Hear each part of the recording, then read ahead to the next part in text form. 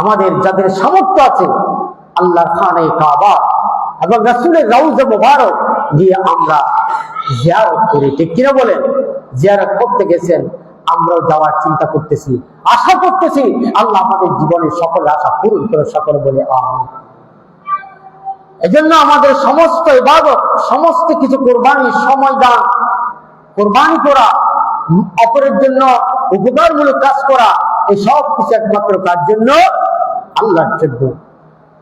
আল্লাহ রাব্বুল আলামিন বলেন, হ্যাঁ রাসূল আপনি বলে দেন, কুল ইন্না সালাতি ওয়া নুসুকি ওয়া মাহইয়ায়া ওয়া মামাতি লিল্লাহি রাব্বিল আলামিন।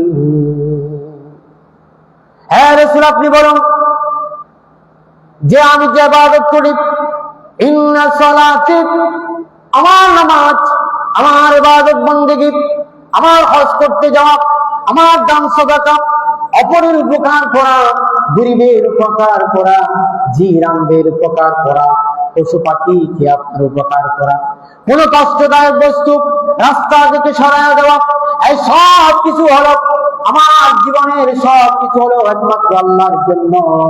ইবাদত এগুলা, এই ইবাদত মধ্যে সব হলো হচ্ছে আল্লাহর জন্য। আমরা কোন কাজ করি একমাত্র খুশি করার জন্য, কাউকে আল্লাহকে খুশি করার জন্য, রাজি করার জন্য।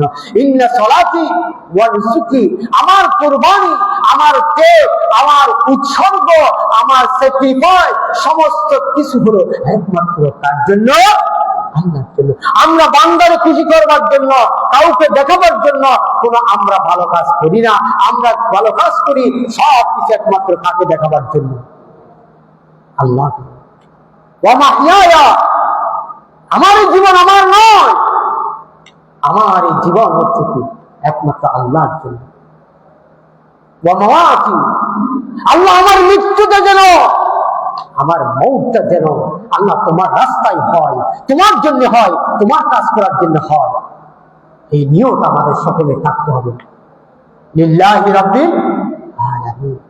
আমার বন্ধুগণ, যাদের সামর্থ্য আছে ইবাদতের জন্য চলে গেলেন খানে কাবা, তাওয়াফ করবে, হাজরাত সোয়াদের সময় দিবে, সাফা মারওয়ার মধ্যে দৌড়াবে।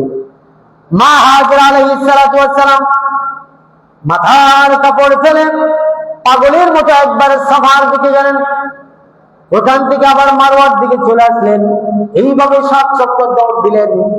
এই কাজগুলি করবে, আরাফাতের ময়দানে অবস্থান করবে, মিনা দিয়ে কোরবানি করবে এবং শয়তানকে পাথর মারবে।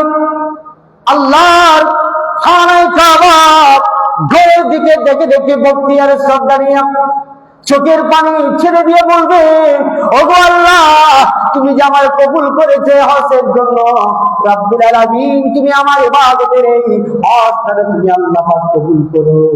আল্লাহ পাক আমাদের জীবনের এই নিয়ম যদি থাকে, আল্লাহ আমাদের সমস্ত কিছু কোরবানি আল্লাহ কবুল করে দিন।